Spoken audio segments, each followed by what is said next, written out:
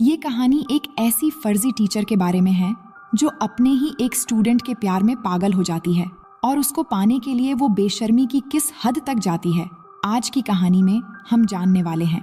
तो कहानी की शुरुआत में हमें जेसन नाम के एक जवान लड़के को दिखाया जाता है जो एक स्टूडेंट होने के साथ साथ एक सोशल मीडिया पर्सनैलिटी भी है और फेसबुक पर उसके कई सारे फॉलोअर्स भी हैं क्योंकि सिंगिंग जेसन के पैशन होता है। इसके बाद हमें एक कैथलिक स्कूल को दिखाया जाता है जहां जेसन के पेरेंट्स समर वेकेशन के बाद जेसन और उसकी बहन जोई को स्कूल छोड़ने के लिए आए हैं। वही सारा नाम की एक लड़की को भी दिखाया जाता है जो जोई के रूममेट होती है और वो जेसन को लाइक करती है। जेसन के फादर चाहते हैं कि जेसन सिंगिंग छोड़कर अपनी पढ़ाई पर ध्यान दे, पर जेसन म्यूजिक को अपना प्रोफेशन बनाना चाहता है। वहीं सिस्टर रेबिका को दिखाया जाता है जो जेसन और जोई की टीचर है और वो जेसन के पेरेंट्स से ये प्रॉमिस करती है कि वो जेसन और जोई का ख्याल रखेंगी।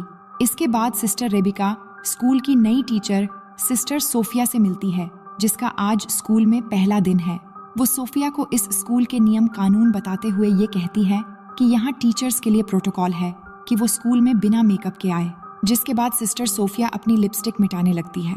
इसके बाद सिस्टर रेबिका सोफिया को पूरा स्कूल दिखाने लगती है तो वहीं पर इन्हें जेसन मिलता है। तो सिस्टर रेबिका उससे उसकी नई टीचर सिस्टर सोफिया से मिलवाती है, लेकिन सोफिया ये देखती है कि आज जेसन थोड़ा अपसेट है, जिस पर सिस्टर रेबिका उसे बताती है कि जेसन ने नशे के हालत में अपने फादर की कार का एक्सीडेंट कर दिया था।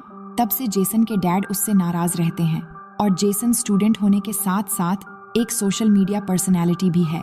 अब इसके बाद जैसे ही सोफिया अपने कमरे में आती है तो वो अपने लैपटॉप में जेसन को देखकर उसकी तरफ अट्रैक्ट होने लगती है और जेसन को लैपटॉप पर ही किस करती है, जिससे ये पता चलता है कि सोफिया जेसन को पहले से जानती है।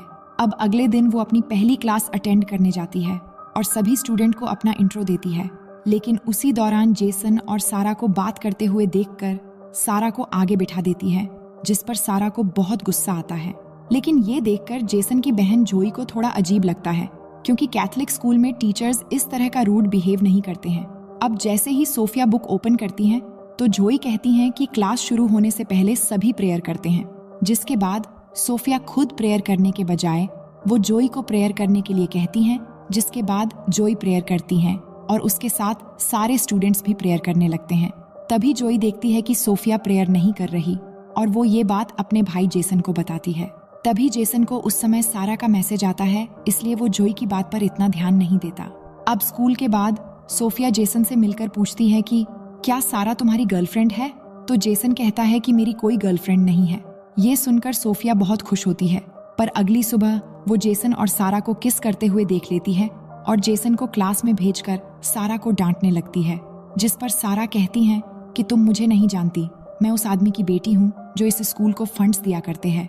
लेकिन सोफिया को इस बात से कोई फर्क नहीं पड़ता और वो उसे जेसन से दूर रहने के लिए कहती है।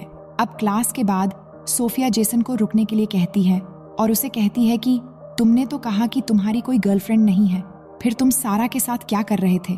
जिस पर जेसन के पास इस बात का कोई जवाब नहीं होता, जिसके बाद सोफिया कहती है कि तुम एक बार मेरे चैम्बर में आकर मिलना। अब थोड़ी देर बाद जब जेसन सोफिया से मिलने के लिए जाता है तो वो देखता है कि सोफिया अपनी बॉडी को मॉइस्चराइज कर रही होती है।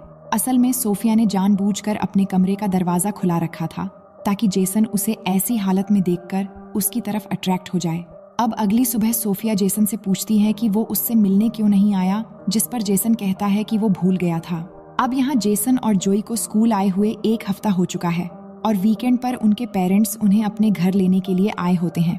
वहीं सिस्टर सोफिया का जेसन के बगैर मन नहीं लगता, इसीलिए वो सिस्टर रेबिका से अपने आंटी की तबीयत खराब होने का बहाना करके स्कूल से लीव ले लेती है। इधर घर पर जेसन अपने डैड से कहता है कि वो स्कूल से 1 साल की छुट्टी लेकर अपने पैशन पर काम करेगा, लेकिन उसके डैड चाहते हैं कि वो अपना फोकस पढ़ाई में लगाए, जिस पर इन दोनों के बीच बहस हो जाती है और जेसन नाराज होकर बाहर आ जाता है और अकेले ही बाहर गाना गा रहा होता है। इसी दौरान सोफिया अपनी कार लेकर जेसन के घर आती है और छुपकर उसकी सिंगिंग को एंजॉय कर रही होती है। तभी जेसन को सारा का कॉल आता है, जिससे सोफिया गुस्सा होने लगती है और तभी सोफिया का पैर गलती से किसी चीज से टकराता है और आवाज आने पर जेसन उसकी तरफ बढ़ने लगता है। लेकिन तभी जेसन को जोई का मैसेज आता है और वो वापस अंदर चला जाता है। अब सोफिया किसी तरह सारा को जेसन से दूर करना चाहती है, इसलिए वो अपनी पहली चाल चलती है, जिसमें वो रात को सारा के कमरे में जाकर उसकी बुक में ड्रग्स रख देती है। लेकिन बाहर निकलते समय उसका सामना सिस्टर रेबिका से होता है, तो वो उन्हें बताती है कि उसे किसी की आवाज सुनाई दे रही थी, इसीलिए वो देखने के लिए यहाँ आई थी। इसी दौरान जोई नींद से उठ जाती है, जो सारा के रूम में ही रहती है, और दोनों की बातें सुनकर उसे सोफिया पर शक होने लगता है। अब अगली सुबह क्लास में सोफिया सारे स्टूडेंट्स को वही पेज ओपन करने के लिए कहती है जिस पर उसने सारा की बुक के उसी पेज में ड्रग्स रखा था। जिसके बाद वो सारा को ड्रग्स के साथ पकड़ लेती है और उसे कहती है कि तुम्हें इसके लिए बहुत बड़ी सजा मिलेगी। जिसके बाद इस बात की खबर पूरी स्कूल में फैल जाती है, जिसे सारा को स्कूल से सस्पेंड कर दिया जाता है। इसके बाद सोफिया सिस्टर रेबिका से कहती है कि आपको इस स्कूल की रेपुटेशन बचाई रखनी है तो आपको बॉयज के कमरों की भी तलाशी लेनी चाहिए। जिस पर सिस्टर रेबिका जेसन और उसके दोस्तों के कमरों की तलाशी लेते हैं और उन्हें जेसन के बेड से शराब की बोतल मिलती है। दरअसल ये काम भी सोफिया ने ही किया होता है, लेकिन जेसन टीचर्स को कहता है कि मुझे नहीं पता कि ये बोतल कहाँ से आई और किसने रखी है। अगर आपने मुझे सस्पेंड कर दिया तो उस काम के लिए मेरी लाइफ बर्बाद हो जाएगी, जो काम मैंने असल में किया ही नहीं। और अगर मेरे डैड को ये बात मालूम हुई तो इस बार वो मेरी जान ले लेंगे। ये सुनकर सोफिया उन्हें एक सुझाव देती है, जिसमें जेसन की सजा ये होगी कि वो 1 हफ्ते तक स्कूल के वो सारे काम करेगा जो अक्सर यहाँ की सिस्टर्स किया करती है, और जेसन भी इसके लिए मान जाता है।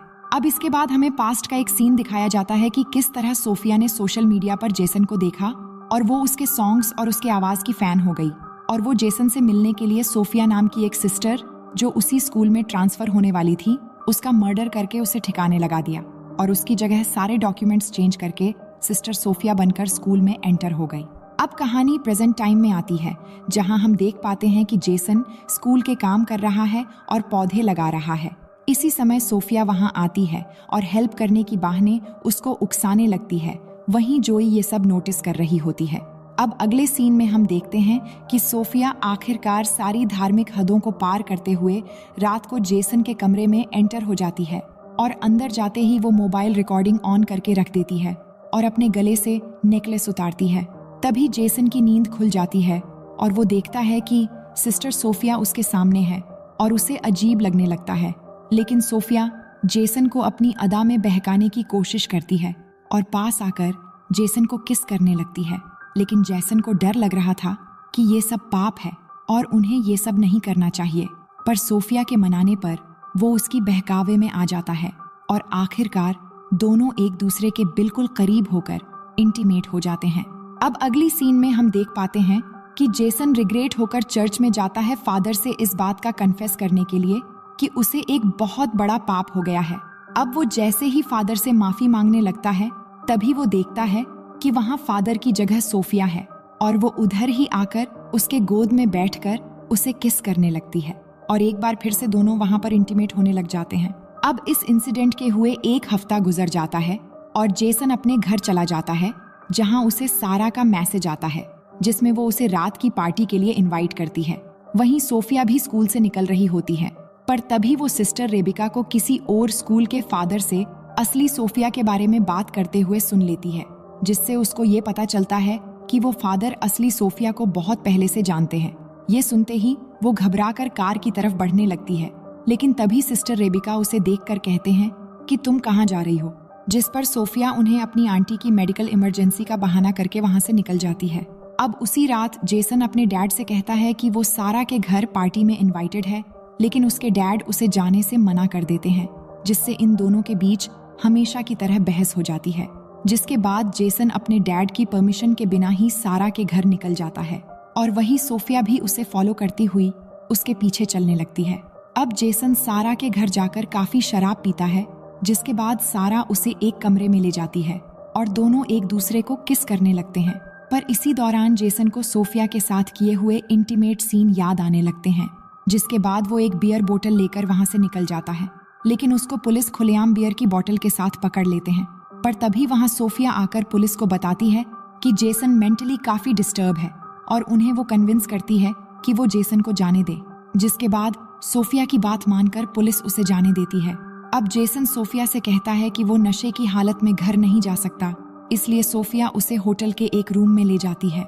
वहीं हम देखते हैं कि जेसन की माँ उसके डैड को ये समझाने लगती है कि उन्हें जेसन को उसके पैशन के लिए 1 साल का समय देना चाहिए, जिस पर जेसन के डैड मान जाते हैं और उसे घर वापस लाने के लिए जाते हैं। वहीं इधर जेसन को रूम में लेकर आने के बाद सोफिया अपने कपड़े उतारने लगती है ताकि दोनों फिर से इंटीमेट हो सके।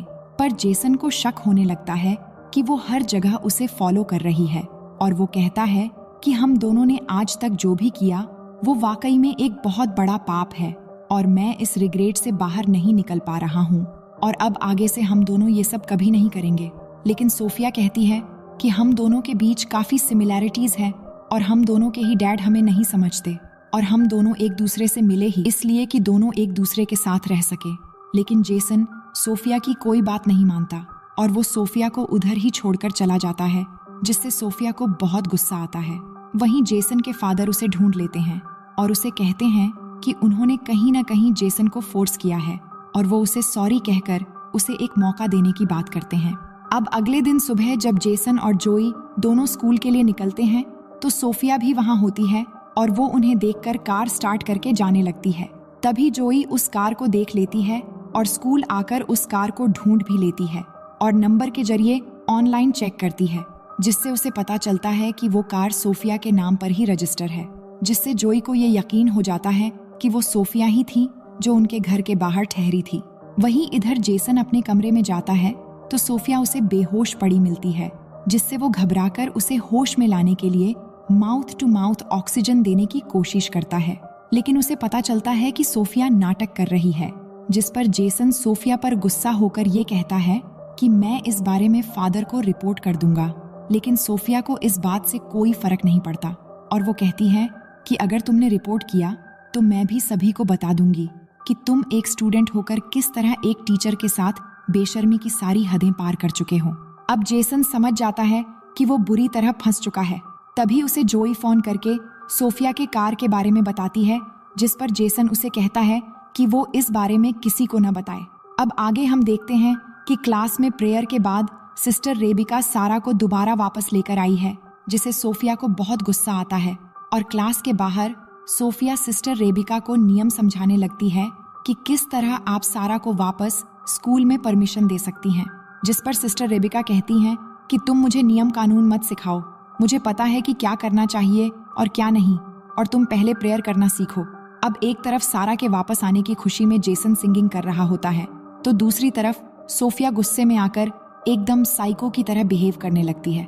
इसके बाद हम देखते हैं कि सारा जब नहा रही थी तो सोफिया वहां जाकर उसके सर दीवार पर मार मार के उसकी जान ले लेती हैं और फिर साबुन गिराकर इस मर्डर को एक नॉर्मल एक्सीडेंट की तरह दिखाने की कोशिश करती हैं।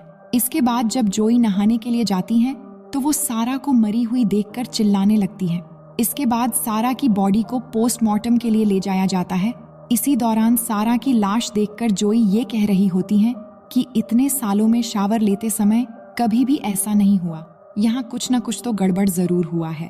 अब अगले दिन चर्च में प्रेयर करने के बाद जब सोफिया बाहर आती है तो जेसन सोफिया से कहता है कि जरूर तुमने कुछ किया होगा, जिस पर सोफिया कहती है कि पुलिस ने इसको एक एक्सीडेंट डिक्लेयर कर दिया है और वैसे भी यहाँ कोई गुनहगार नहीं है और सबसे बड़े गुनहगार तो तुम हो जिसने एक नन के साथ संभोग किया है। ये कहकर वो उसे वो MMS दिखाने लगती है जो उसने इंटीमेट होने के दौरान छुपाकर रिकॉर्ड किया था और वो कहती है कि अगर तुमने सारा के बारे में कुछ भी अपनी जबान से निकाला तो मैं ये MMS सोशल मीडिया पर वायरल कर दूंगी। अब अगले दिन सुबह जब सोफिया जेसन और जोई को घर जाते हुए देखती है तो इस बार वो सिस्टर रेबिका से अपने आंटी के डेथ का बहाना बनाकर वहां से निकल जाती है और उसी रात जेसन और उसकी फैमिली डिनर के लिए बाहर एक रेस्टोरेंट में जाते हैं, पर वहां वो देखते हैं कि सिस्टर सोफिया भी यहाँ आई हुई है। इसके बाद सोफिया जेसन के पेरेंट्स को अपना इंट्रो देती है, जिस पर उसके डैड उसे अपने साथ ज्वाइन होने के लिए कहते हैं। लेकिन जेसन नहीं चाहता कि वो यहाँ बैठे, पर उसके डैड सोफिया के बैठने का इंतजाम कर देते हैं और वो उनके साथ बैठ जाती है। लेकिन जेसन अनकंफर्टेबल होने लगता है और ये सब उसकी बहन जोई नोटिस कर रही होती है। वहीं सिस्टर रेबिका सोफिया के आंटी के डेथ पर फूल भेजने के लिए उस जगह का पता लगाने की कोशिश करती है, जिससे उन्हें ये मालूम होता है कि उधर किसी की भी डेथ नहीं हुई और ना ही वो सोफिया का एड्रेस है।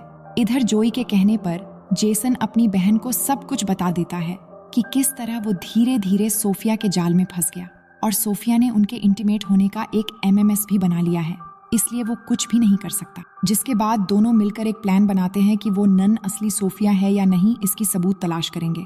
अब अगले दिन हम देखते हैं कि सिस्टर रेबिका को रात के कॉल पर सोफिया पर शक हो चुका था, इसलिए वो सोफिया को अपने कमरे में बुलाकर ये कहती है कि जब से तुम आई हो कुछ न कुछ गड़बड़ होता ही जा रहा है और तुम्हारे आते ही मैंने अपने बेस्ट स्टूडेंट्स को सस्पेंड भी कर दिया और अब तुम्हारी आंटी की डेथ का झूठा खबर भी पकड़ा गया है।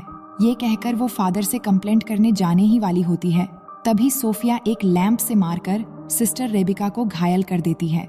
वहीं हम देखते हैं कि जेसन और जोई सोफिया के कमरे में पहुंच जाते हैं उसके खिलाफ सबूत ढूंढने के लिए, जहां जाकर उन्हें असली सोफिया का लैपटॉप मिल जाता है और साथ ही उस लड़की का लैपटॉप भी मिलता है जो सोफिया बनकर यहाँ आई हुई है, जिसका असली नाम लॉरा है। और वो देखते हैं कि उसने जेसन के कई सारे पिक्चर्स सेव करके रखी हुई है। ये देखकर वो दोनों समझ जाते हैं कि लॉरा पूरा प्लान बनाकर यहाँ आई है। अब ये बात वो सिस्टर रेबिका को बताने के लिए जाते हैं, तभी उनका सामना सोफिया यानी लॉरा से होता है और वो जेसन के हाथ में अपना लैपटॉप देखकर ये समझ जाती है कि उसका राज खुल चुका है। लेकिन वो जेसन से अपने पागलपन का इजहार करते हुए ये कहती है कि तुमने जितने भी गाने गाए हैं वो सब मेरे लिए ही थे, जिससे जेसन और जोई समझ जाते हैं कि ये लड़की पूरी तरह से साइको बन चुकी है।